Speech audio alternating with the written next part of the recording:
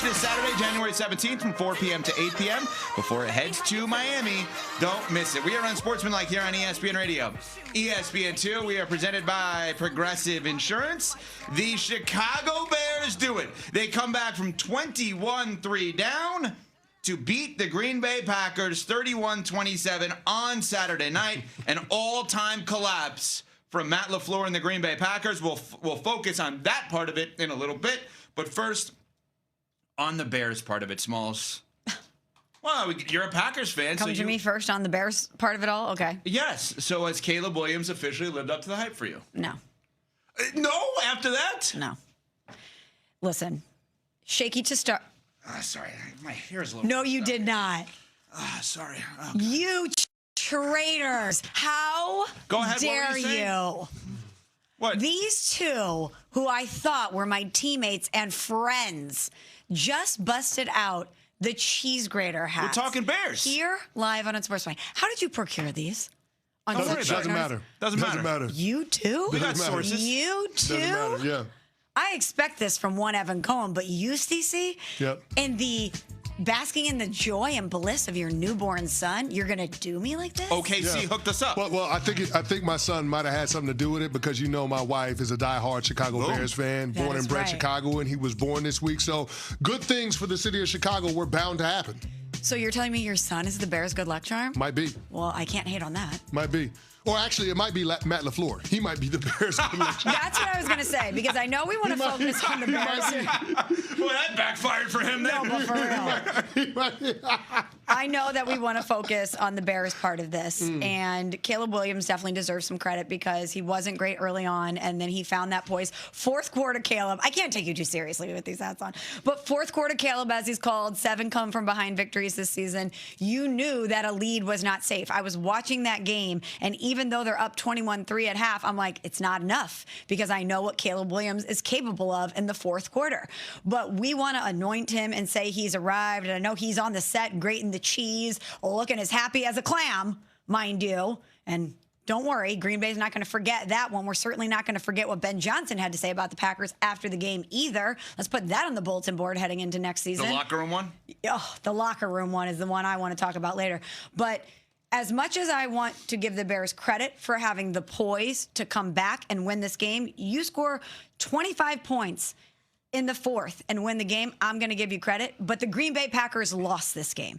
We always do that. Did this team win or did this team lose? The Green Bay Packers absolutely lost this game more than the Bears won it. Well, Jeff Hafley is going to see the media next week, and I think that's the Packers defensive coordinator. I think that Ben Johnson heard those words. Here's Ben Johnson, the coach of the winning team, the Chicago Bears, are going to face the Rams this week after the game. But we usually, it's obvious you won a playoff game in this manner. It's obvious you're going to be pretty excited. We don't see the kind of emotion from you at the buzzer as we did today. It's just, again, the obvious of winning a playoff game. Yeah. There was probably a little bit more noise coming out of their building up north to start the week, which we heard loud and clear, players and coaches alike. So this one meant something to us. A little bit more noise. You know, What? No, what do you mean what? Well, you're talking about Jeff Hafley? I'm going to tell you something. He started all this. No, he's the one in his introductory. And he backed it up. He did. But also he was given a gift. He was given a gift, and they took advantage of it. But I'll just say this. I always complain about rivalries dissolving in sports. I love what Ben Johnson started here.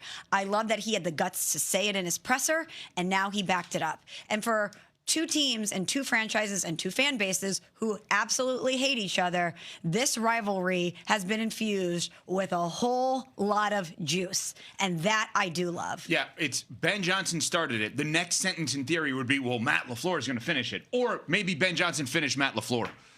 That's the problem with this hypothetical. The rivalry obviously is 100 years old, right? And a rivalry is juiced up after this weekend. But who's involved in it is a whole other conversation, which we will get to on the Packers side. But CC, the roller coaster of analysis based on play that you and others have had with Caleb Williams coming in, I think this guy's the real deal. Last year, I didn't love what I saw. This, that, the other thing. This year, you fully believed in him. You and I both sat there and said, boy, can we pipe down on Ben Johnson? They combined Parcells, Belichick, Mike Tomlin, and Lombardi into one before he ever coached a game. They backed it up. They backed it up. Is he going to have a statue outside Soldier Field already? I mean, they backed it up. How about Ben Johnson and Caleb on Saturday night? Seriously, you act like they want to, you know? Yeah, you act like they want to. Here's the thing. Caleb Williams, did he play a perfect game? No.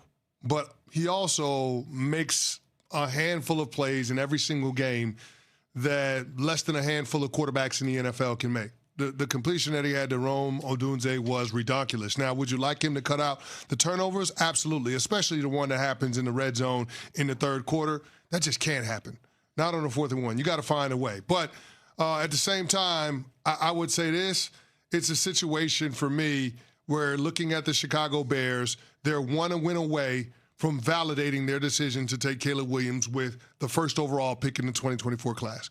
Because all of the discourse this past offseason was about how they got it wrong, and I was leading the charge. I mean, there was once upon a time where I said the Chicago Bears might have pulled a Sam Bowie. I said that about Caleb Williams because of Jaden Daniels taking the Commanders to the Final Four in his rookie season.